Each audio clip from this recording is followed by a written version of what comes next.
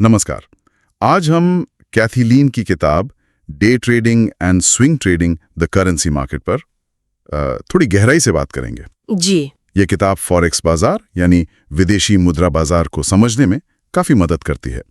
तो देखते हैं कि ये बाजार कैसे काम करता है, क्या खास है इसमें और कौन सी चीजें इसे चलाती हैं। बिल्कुल, ये किताब फॉरेक्स की कई परतें खोलती है। और सबसे पहली बात, जैसा आपने कहा, ये दुनिया का सबसे बड़ा फाइनेंशियल मार्केट है। हाँ, खरबों डॉलर का रोजाना का कारोबार। जी, और ये 2400 घंटे खुला रहता है, हफ्ते के 5 दिन। ये शेयर बाजार या फ्यूचर से काफी अलग है। इसका कोई एक सेंट्रल एक्सचेंज नहीं है। हाँ, विकेंद्रीकृत, डिसेंट्रलाइज्ड। और इसी वजह से, जैसा किताब में भी है, इसकी जो लेन देन की लागत है, ट्रांजैक्शन कॉस्ट, वो अक्सर कम होती है। सही।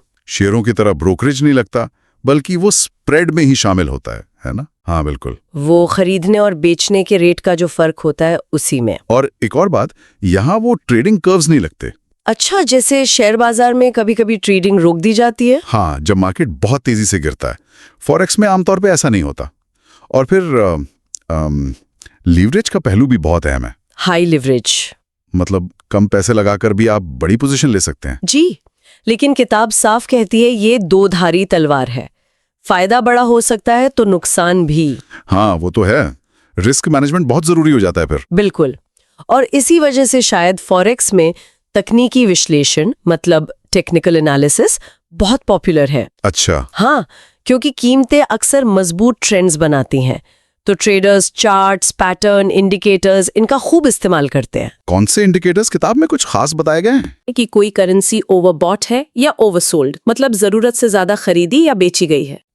लीन कहती हैं कि प्रोफेशनल ट्रेडर्स इन टूल से सही एंट्री और एग्जिट पॉइंट तलाशने की कोशिश करते हैं। समझ गया आप। तो ये दो ही टेक्निकल बातें, लेकिन फंडामेंटली बाजार को क्या चलाता है? बुनियादी कारक। हाँ, तो वहां आता है फंडामेंटल एनालिसिस। किताब इसे अच्छे से समझाती है।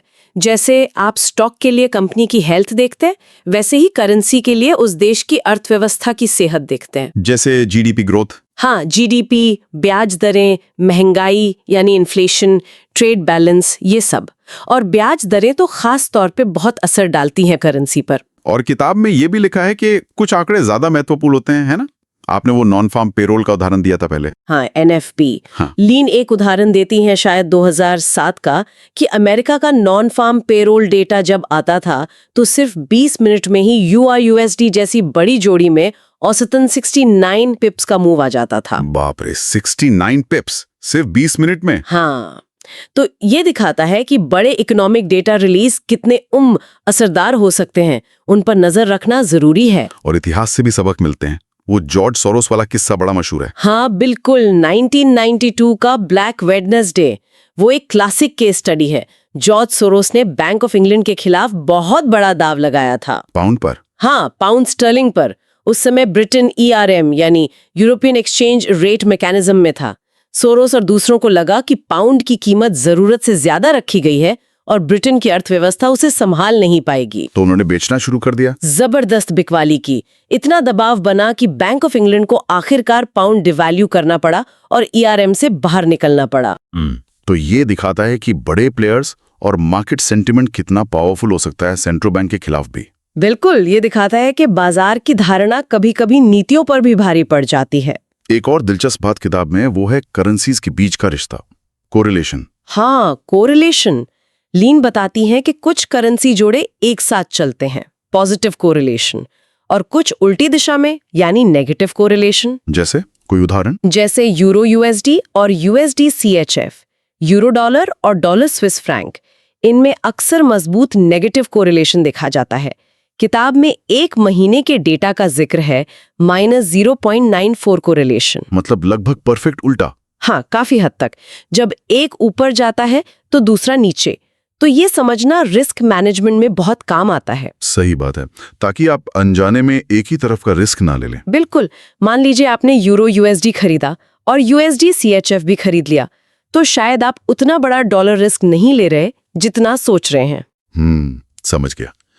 तो संक्षेप में कहें तो कैथी लीन की किताब से हमने देखा कि फॉरेक्स बाजार कैसे अपनी 24 घंटे वाली प्रकृति, कम लागत, हाई लेवरेज तकनीकी और फंडामेंटल एनालिसिस पर निर्भरता। हाँ, और ऐतिहासिक घटनाओं का असर और ये करेंसी कोरिलेशन, इन सब वजहों से ये एक अनोखा बाजार है।